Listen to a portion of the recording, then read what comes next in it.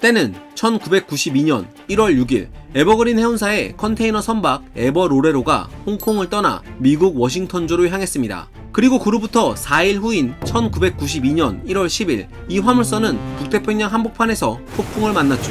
선체가 40도가량 기울어질 만큼 폭풍의 위력은 대단했는데요. 이 와중에 갑판 위에 2열로 각각 6개씩 쌓아올린 컨테이너 더미가 고정용 쇠사슬로부터 맥없이 풀리는 바람에 12개의 컨테이너가 바다로 떨어지고 말았습니다. 떨어진 컨테이너에는 일명 러버덕이라 불리는 노란 오리 모형부터 초록 개구리 모형, 파란 거북이 모형, 빨간 비버 모형까지 약 29,000개의 목욕놀이 장난감들이 바다 위로 와르르 쏟아져 나왔습니다. 러버덕과 장난감 친구들은 졸지에 따뜻한 욕조 대신 차디찬 북태평양 한가운데 떠있는 조난자 신세가 돼버린 거죠. 이 플라스틱 목욕놀이 장난감 유출 사건은 북위 약 44도 7분, 동경 178도 1분에서 발생했습니다. 이는 알류산 열도의 셰미야 섬에서 약 500마일 남쪽, 일본 홋카이도에서 약 1000마일 동쪽에 해당하는 지점이었습니다. 다시 육지를 밟는 일은 꿈도 꾸기 힘든 일처럼 보였죠. 그런데 놀라운 일이 벌어졌습니다. 북태평양을 표류하던 러버덕이 시간이 지나면서 알래스카,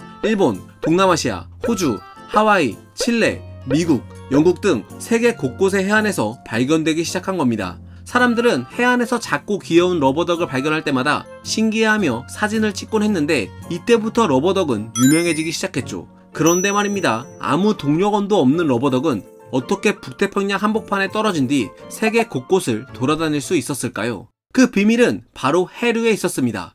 해류가 러버덕을 해안으로 실어 날랐던 거죠. 바닷물은 장기적으로 관찰해보면 일정한 방향과 세기로 움직입니다. 우리는 이를 해류라고 부릅니다. 전세계 해양에서 나타나는 해류의 종류는 무려 40개가 넘는데요. 기본적으로 해류는 수온에 따라 차가운 한류와 따뜻한 난류로 구분합니다.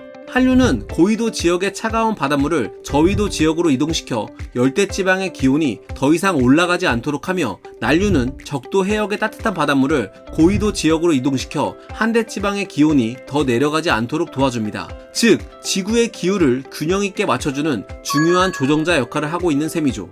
한편 해류는 바다 위쪽의 해류인 포축류와 바다 깊은 곳의 해류인 심축류로 나눌 수도 있습니다. 포축류는 주로 바람, 강수, 지형 등에 의해 생기고, 심축류는 대부분 수온 또는 염분 차이에 의해 발생합니다. 이 포축류와 심축류는 끊임없이 순환하면서 열과 염분뿐만 아니라 각종 부유물과 영양물질들을 운반해 건강하고 풍성한 해양 생태 환경을 만드는 데도 지대한 영향을 미치고 있죠. 대서양, 남극해, 인도양, 태평양, 북극해 등 전 세계 해양은 하나의 거대한 해양 컨베이어 벨트 시스템으로 연결되어 있습니다. 해양 컨베이어 벨트는 그린란드 근처에서 시작됩니다. 북극의 차가운 기단과 만난 상층 해수는 냉각되면서 염분이 높아지고, 이 차갑고 밀도가 높아진 상층 해수는 아래로 가라앉게 되죠. 그리고 남쪽으로 흘러 대서양과 아프리카를 지난 뒤 인도양과 태평양으로 흘러들어갑니다. 한편 북대서양에서는 가라앉은 차가운 상층 해수의 자리를 메우기 위해 저위도에서 따뜻한 새 해수가 유입됩니다. 이 새로운 해수 역시 북쪽 지역으로 이동하면서 점차 온도가 낮아지고 염분이 증가해 다시 심층으로 가라앉는 현상이 반복해서 일어나죠.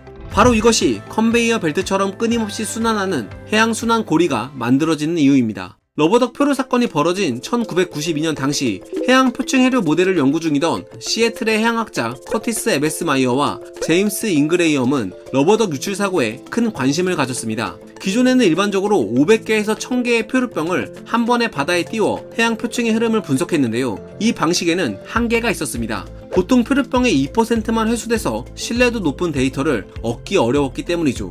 그러나 러버덕의 경우에는 29,000개의 손쉽게 식별 가능한 플라스틱 장난감이 모두 한 지점에서 유출된 사건이었기 때문에 커티스와 제임스는 이를 자신들이 만든 해양 표층 해류 모델의 신뢰도를 증명할 수 있는 절호의 기회로 여겼습니다. 사건 발생 10개월 뒤인 1992년 11월 16일 첫 번째 러버덕들이 알래스카 해안에 도달하기 시작했습니다. 그리고 1993년 8월까지 약 400개의 러버덕이 알래스카만 동쪽 해안 850km 구간에 걸쳐 발견됐죠.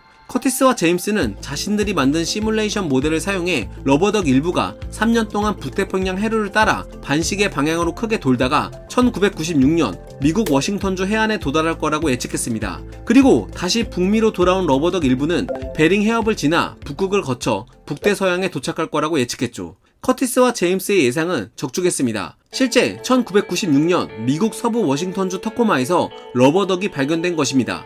그리고 일부 러버덕들은 베링 해협을 지나 차가운 북극 얼음에 갇혔다가 다시 녹으면서 5에서 6년 만에 북대서양으로 흘러들었고 2000년 북미 동부 뉴펀들랜드에서 2003년 유럽 스코틀랜드 등에서 차례로 발견되었습니다. 해류의 방향과 순환 시간을 연구해온 커티스와 제임스의 오랜 노력이 결실을 맺는 순간이었죠. 작고 귀여운 목욕놀이 장난감에서 시퍼런 바다에 떨어진 조난자로 다시 해류 연구에 공헌한 탐험가의 삶을 산 러버덕. 이런 파란만장한 인생 역전 스토리 덕분에 훗날 러버덕은 사람들에게 행운을 가져다주는 상징이 되기도 했습니다. 그런데 행운의 아이콘 러버덕의 이면에는 씁쓸함도 남아있습니다.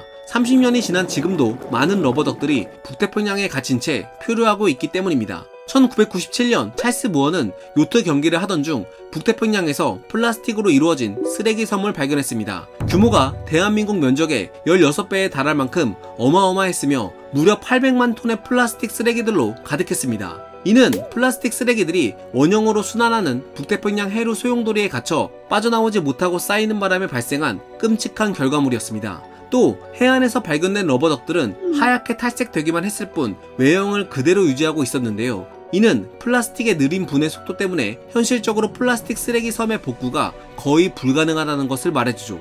더불어 인류가 바다에 버린 플라스틱 쓰레기들이 수세기 동안 남아있을 거라는 경고의 메시지이기도 합니다. 실제로 매년 바다에 배출되는 플라스틱 쓰레기는 800만 톤에 달하고 미세 플라스틱의 경우 전 세계 바다에 떠다니는 입자의 개수가 171쪽에 그 무게는 230만 톤에 달할 것으로 추정되고 있죠. 그리고 2040년까지 바다로 유입되는 미세 플라스틱의 양은 지금의 거의 3배에 달할 수 있다는 경고까지 나올 정도로 현재 플라스틱으로 인한 해양 오염은 그 정도가 갈수록 심각해지고 있는 실정이죠. 이렇듯 러버덕은 비록 장난감에 불과했지만 해양 표면 해류 시뮬레이션에 대해 보다 깊이 있는 연구를 할 수 있도록 도움을 주었고 이는 좀 더 정교한 해류 흐름에 대한 예측으로 이어졌습니다. 그리고 이를 토대로 어선이 물고기 떼를 찾는데 도움을 주는 등 다양한 생활 응용 과학 분야에 활용되고 있죠. 한편 나사 제트 추진 연구소의 과학자들은 지구 온난화와 빙하 유실 문제를 연구하기 위해 의도적으로 그린란드의 야콥사운 빙하에 있는 구멍인 물랭에 러버덕 90개를 던지기도 했습니다. 그린란드에서 떨어져 나가는 빙하의 약 7%가 이곳에서 발생하는데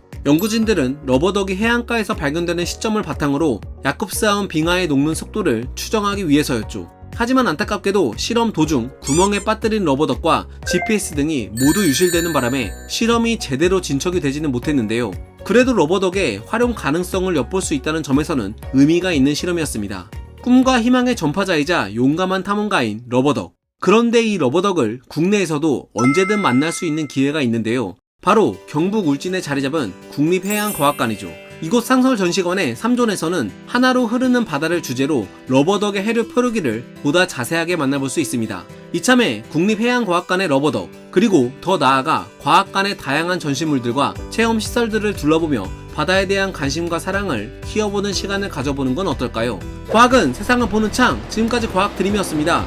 감사합니다.